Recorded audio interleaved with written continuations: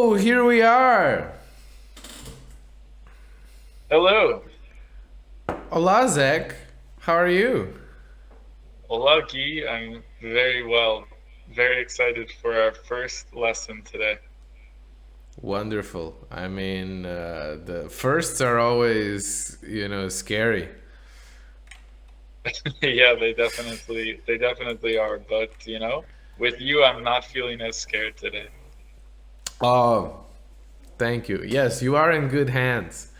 Hands, by the way, mãos, right? Oh, mouse. Mãos, right? Like English, very similar. Like you to make something plural, so several of them, you just add an s to many words. There are some exceptions, but hand is not one of them. Hands, mãos. Mouse. But what I really wanted was a noun, or as we call it in Portuguese, substantivo, right? The substantive one. Ah, okay. Do you know any nouns in Portuguese? Any substantivos? Hmm. Um, no, but what about like the word for person or man? There we go, right? Nouns are creatures, things, or concepts. In fact, noun is a noun, right? So there's a plural. Nouns, substantivos. Substantivos. And yeah, you said person, pessoa, Pessoa. right? So people, pessoas, Pessoas. right? More simple than English. In English, it's weird. Like one person, two persons. No, people. That's strange, right? Yeah. But in general, if whenever you want to make something plural, you just add an s, right? Noun, nouns, right? Hand, hands, right? But there's one big difference is that the s's there in English, they sound like what you'd expect an s to sound, S, right? Exactly. Right? However, right there in substantivos, there's a lot of sh sounds. Have you noticed this before, Zach? Yeah, I'm always hearing people sound like they're talking like in Russian or something when I am in Portugal. It always sounds like "zh, zh, zh, zh, zh." What's up with Right. that? Yeah, you're not alone. I even met a Russian used to living in Moscow who one day was walking around in Porto and he heard what he thought it was Russian and he got scared because he's like, oh, Moscow, I'm gonna get mugged. Turns out it was just regular Portuguese. So even a native Russian can be fooled, right? Well, Oh, yeah. Shoes. Well, letters can have different sounds, right? That happens in English. Like, what's a word with an S in English, but not at the end? um, Susan. Susan. What a great example. Why is the first S a S and the second S a Z? Why is it not Susan or Susan? Hmm. Susan. Yeah, I never thought about that before. I don't know. Right? Why is that? So, so English also. So as you can see, English also varies where the S is pronounced, right? And we don't quite know why, right? Like it's for some reason we just know that it's easy and not easy, right? So I think what's happening is that the English and Portuguese, they both kind of derive from French. And French has a lot of this, like S's that sound like Z's. like house in French, maison, right? Maison, right? And what else? Nothing else comes to mind, but we only really need one example, right? So Portuguese is kind of like French, but French doesn't have all these shushes, right? But unlike English, where English is a big like pastiche of different languages, it just takes words from other languages. Like this is ours now. Rendezvous. Well, it's rendezvous now, right? That's a good American accent. Right. So Portuguese is a bit more strict. So you can kind of get the logic of when an S is pronounced a certain way, and an S can have three sounds. Well, four, but I prefer to have the simplest explanation. Like I prefer an explanation that's clear and is right 90% of the time than an explanation that's complicated and right 100% of the time. Right? Makes sense. So pronunciation of the S, or as we would say it, a pronúncia do S. A pronuncia do S. Very good. But can you stop yourself from doing an English and have this? It even has an accent there to tell you that it's a pronúncia do S. A pronuncia do S. Very good. Right? So here's an easy way to look at it. When the S is at the start of a syllable, right? Or in Portuguese, S no início de uma sílaba, it has the sound S. Right? Like, hey, I got something to tell you. Psst. Yeah, like Right? Or the snake, right? Snake. Right? snake. True. It's not the snake, right? It's the snake. So this is that one, right? Here are some words with that S, where the S is always at the beginning of a syllable. Yes, sim. Sim. That's a useful word. The shoe, o sapato. O sapato. Not so useful, but a good example. The frog, o sapo. O sapo. The sun, o sol. O sol. And the sound, o som. O som. That's if the S is at the beginning of a syllable.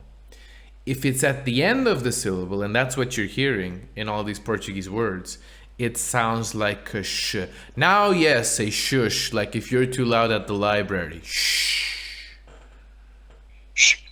Shh. Right? I like that that's a verb in English, to shush someone. S-H-O-O-S-H. When the S is at the end of a syllable, S no fim de uma sílaba é sh. Es Right. fim de uma sílaba. There's an accent here. Sílaba. Sílaba. Muito bem. So here are some words with S's at the end of syllables. The islands. Açores, Açores. right? Known in English as the Azores. I know you're a fan of the Açores. Yes, I like the Azores, the Açores, as I want to learn how to say it in proper Portuguese. But do they have a different accent? Because when I hear them talking in Portuguese, it sounds so much different from the way that you're saying it. Well, of course. I mean, my English doesn't sound the same as a native, you know. I'm still learning. That's true. That's true. The last syllable, R-E-S, ends in an S. So it's not Açores, it's Açores. Açores. Very good. Açores. Right? Okay. Right. And that's sh because that's the end of a syllable. If there's an S at the end of a word, it's obviously at the end of the last syllable. but it could be at the end of a syllable, not at the end of a word. Like the next word, the shell. A casca. A kashka. Right? Casca has two syllables. That one's at the end. So that's why it's a sh. Right? And if you it in the plural, if you put it in the plural, then all of them have an S at the end of syllables. So they're all sh's. As cascas. Ish kashkash. Perfect. Perfeito. Like the town next to Lisbon. Cascais. Kashkaish. Very good. Right? Behind. Atrás. Atrás. Wow. My brain looks at that and I really want to say atras. Of course. Of course. Because your brain is working properly, right? Your whole life you've been like you've been speaking English and you've internalized that certain glyphs, right? Because that's what letters are. They're just glyphs that tell you what sounds to make. Your whole life, an S always meant S, but it never sounds like sh. So your brain is like, well, that can't be right. Your mouth almost wants to do on its own to say atrás or atrás, right? And never atrás. Why? Because your brain's working properly. When you're learning a foreign language, though, you have to kind of unlearn certain things, certain patterns, right? You have to reprogram yourself, right? So it's not that your brain isn't working well. It's working exactly. It's working exactly as it was programmed, right? That's the challenge of foreign language. But, that's why we're here. Perfect. Time to deprogram my brain. Always good to deprogram, at least a little bit.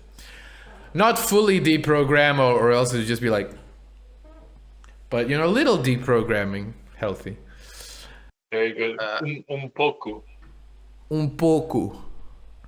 But we're getting ahead of ourselves. That's too many syllables. Here we got a nice one-syllable word. But, mush. Mush. Wow. That is even harder than atras. It should be a Z or like an SH, like mush. The monster mash, right? It was a smash. Exactly. Mush. It's like in between like a Z and an S, right? Like exactly. So that I wanna revisit up ahead because you see it's more of a J sound, but if you say mesh, everyone will understand, right? The main thing is that it doesn't sound the same as the word more, which has an I in it. Mais. Right? Or less, menos. Right? But what all of these have in common, that's why I put them in bold, is that those S's are at the end of syllables, so they sound like sh's. Just like, that's why it's learning. The language we're learning, it's got an S at the end. So it's not Portugués, like Spanish, right? It's Português. Português. Slower. Português. Português. Very good. And now we got something similar to English, right? The S between vowels sounds like Z, right? The sound of the bees.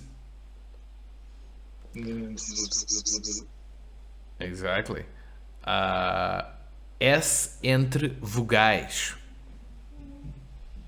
S entre vogais. Very good. For example, in the words house or home, a casa.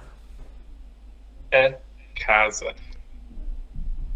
And who's in the home? Who gets the home? The couple. That's why they're called o casal. O casal. And they're housed. They get married, right? So they are casado. Casado. Well, the man is casado, the lady is casada. Casada. And sometimes you will see this, and that's to.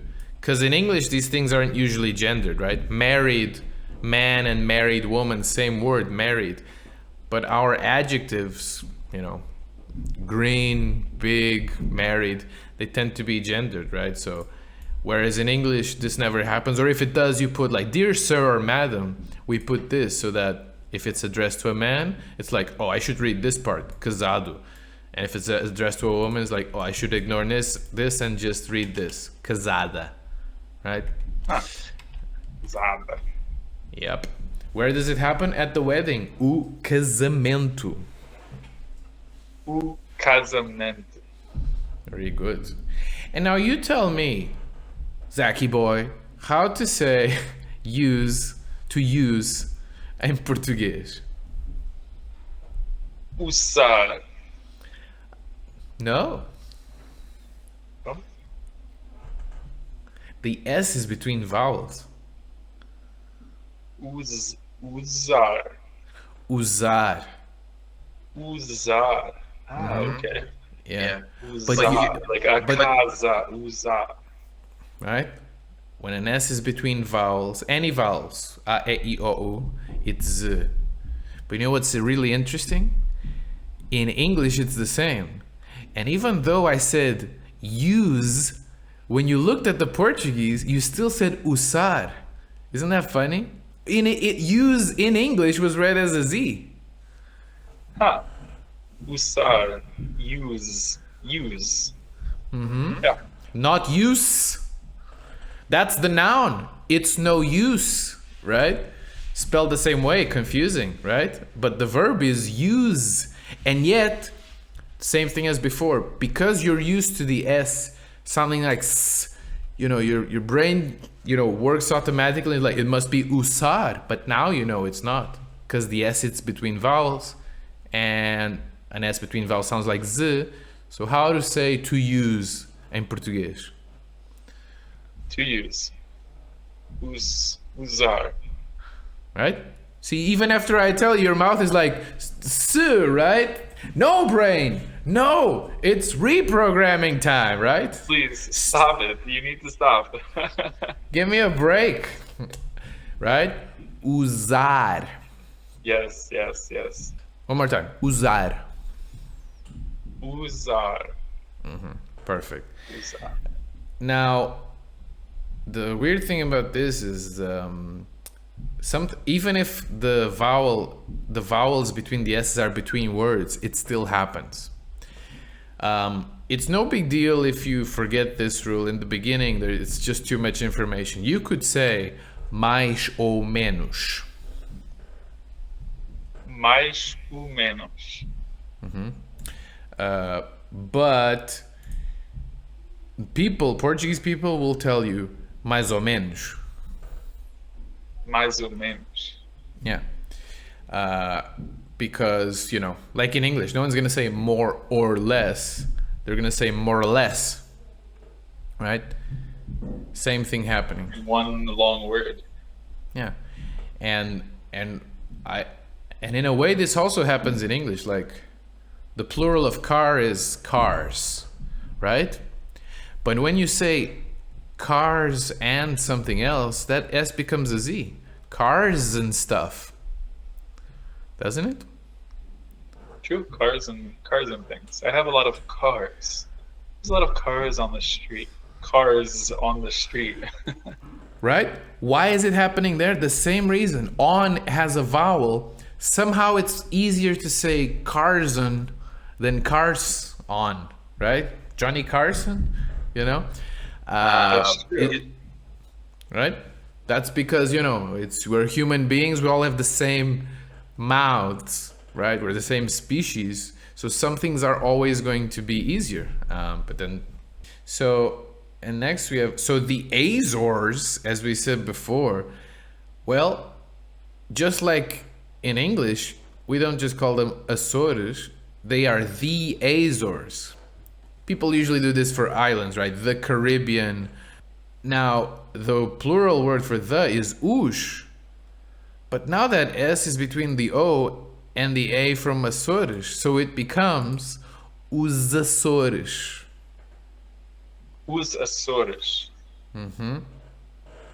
Right?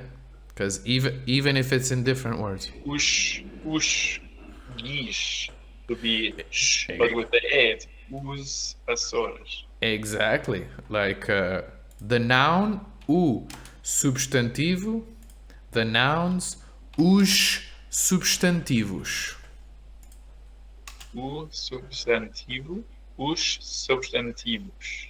And now we also know why this S in substantivo is sh, right? Because substantivo has 4 syllables. Substantivo. First S is at the beginning of a syllable, su. Second S is at the end of the first syllable, substantivo. Substantivo. So always if the S is at the end of the first syllable, it's a sh. At the end of any syllable. Wow. Right? That's helpful. Yeah. Unless it's flanked by vowels, such as in the Portuguese woman, a portuguesa. A portuguesa. Portuguesa. Portuguesa. A Z, you said portuguesa. The S is between vowels. Portuguesa. Portuguesa. There you go. Portuguesa. Right? It's hard, right, to remember it. Definitely, yeah. Right? We'll get there with practice. Yeah, so with these 3 rules, you can kind of pronounce every Portuguese word. It works most of the time. I just want to say that sometimes, for reasons that even I don't quite know, that S at the end of a syllable sometimes is not a sh, but it's a j. Like we were talking with maj, right? And, you know, you can kind of ignore that, but for these 3 expressions that come out relatively often, I think it's important to practice that as well. To not say mush, instead say maj. Maj. And the capital of Portugal is not Lisboa, it is Lisboa. Lisboa. And sometimes is also a useful thing to say. And you would think, well, S at the end of a syllable, it's a 1-syllable word, ash. So you'd think it would be às vezes, but no, às vezes. Às vezes. There's that Z. The Z actually sounds like a Z, which, you know, you never know in Portuguese, right? But yeah. So times, at times, right? Vezes. Vezes. Às vezes. Às vezes. So the Z, you just have to remember it in this situation. That's the irregular part of this. Is the Z in vezes actually sounds like a Z, like Zach. Yeah, well, that's why I was saying the Z is similar to the S, because it's the exact same word. When a Z is between vowels, it sounds like Z. So it behaves the exact same way as the S, right? Vezes. If there was an S here, it wouldn't change anything. It would still be called vezes. Wow, so it would be the exact same. Yeah. So yeah, so now suddenly you should be able to say some Portuguese words. Let's have like a sentence or 2 with words with S's. Zach. Perfect. Let's do it. Yeah. Well, you tell me, Portuguese or English sentence, and I will translate. So I give you an English sentence and you translate. Yeah. But I should think of words that might start with S. Or have S's anywhere. Sally sells seashells by the seashore. Perfect. Uh, Sally I still can't say Vende. that right, even in English. conchas na. I'm gonna put Costa because it's good for now, and it has an S, right? Does. Right. Right. S. Costa. Very good. And why is it a sh? It's because it is at the end of the first syllable and precedes a consonant. Exactly. Sally sells seashells. I don't know if there's a space there. By the seashore. By. Let's put Pilla. No. Yes. That's a bit advanced, but never mind. Yeah. Now you read it. Okay. Let's see. A Sally vende conchas pela costa. Very good. Conchas had an S at the end of the last syllable, and Costa had an S at the end of the first syllable. We don't care about which syllable, it's just that it's at the end. Costa. Very good. One more. Mais uma. Oh, there's another one. Not mais uma, but mais uma, right? Because it's between an I and a U. Mais uma. Ah. Wow. Mais uma. Let's go for Sheena leads, Sheila needs. Good. I've never heard of that one. That's so cool. Sheena lidera. Sheila precisa. Only one S, but actually it's one of the ones we like. Podes ler? A China lidera, a Sheila precisa. Precisa. S between vowels. Sa. Right. Sa. Not z, not precisa, it's precisa. No, it's Z. Precisa. Ah, precisa. An S between vowels sounds like Z. The word to remember is casa, Casa. right? In between Not- vowels, casa is a Z. Oh, Exactly. mice. Mice is because it's not in between vowels, it's in between, it's after Exactly. the vowel. Right? So it's not like Spanish. In Spanish, an S is an S, like you say it over there. Mi casa es su casa, right? Mi casa es su casa. Make yourself at home. My house is your house. But in Portuguese, a minha casa é a sua casa. A minha casa é a sua casa. Right? Not casa, casa. Casa. Very good. But mais casa, more house. Mais casa, More house, more houses. Mais casas. mais casas. Right? The first S is between vowels. Z.